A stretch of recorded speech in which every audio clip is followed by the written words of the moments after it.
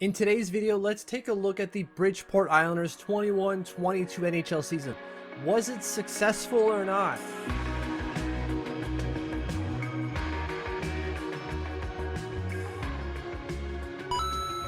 As always, hit that subscribe button. Do not miss a video. Also, go to Twitter, follow at TLOMitch. That's me. Don't miss any breaking information about Islanders prospects I've yet to cover on the channel. Okay, I know that a few of you have already gone, "No, it wasn't!" immediately when you saw either the title, the thumbnail, or the first few seconds of the video. But let's take a step back and take a look at the season and see, was it successful relative for this team? Not for the league, but for this team. So let's start by just looking over the last 5 years. That's how I like to look at things. I divide my life into 5-year segments. I always have these like 5-year plans to do X, Y, and Z. And so I'm going to use that when I'm looking at these Bridgeport Islanders. So I'm going to look over their last 5 years to see, relative to themselves, how successful was this year. So the last 5 years, 5th year being this year, and then the 4 years after that. How does it compare? Well, it's absolute middle of the pack, right? It's right dead in the middle. You've got 2 better years and 2 worse years. The 2 worst years were the last 2. In 2021, 0.375, 1920, 0.421.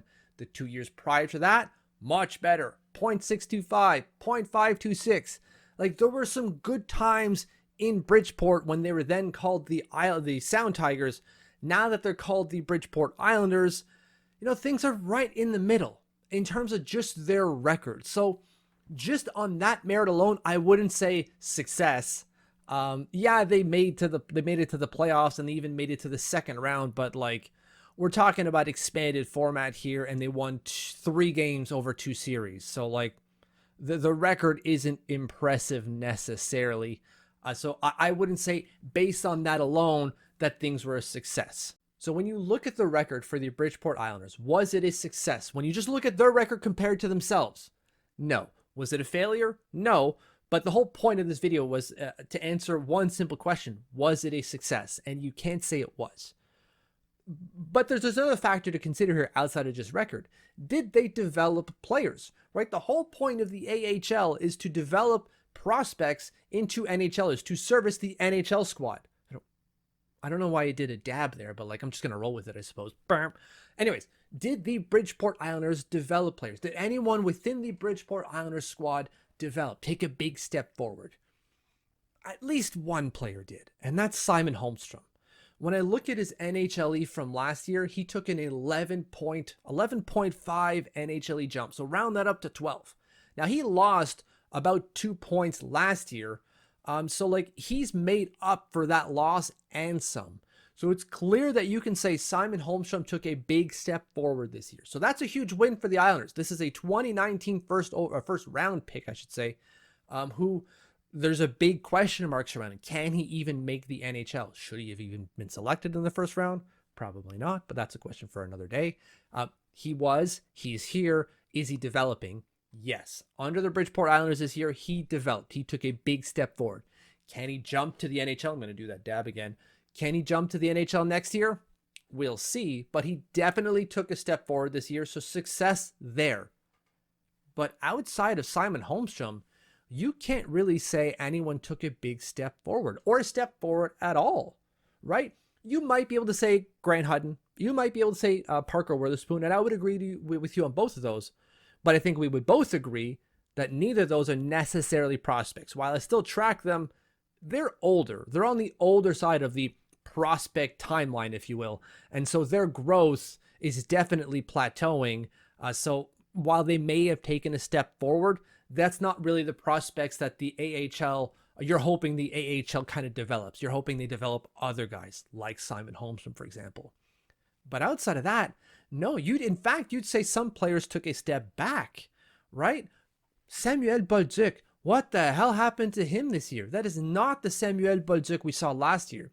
And while at the beginning of the year I tried to explain it, right, but as we're seeing it now, he didn't really pick up that production. He didn't really pick up that side of his game that is supposed to be important.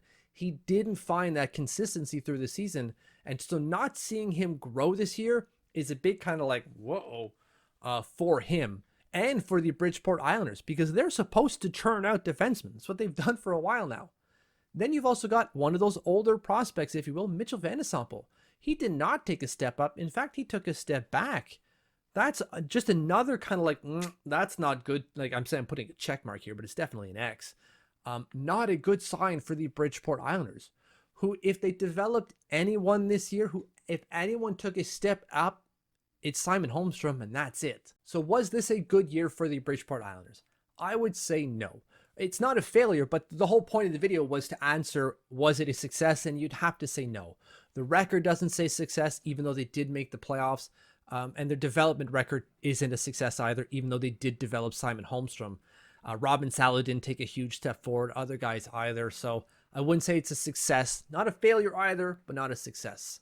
So does this mean that Brent Thompson will keep his job going forward?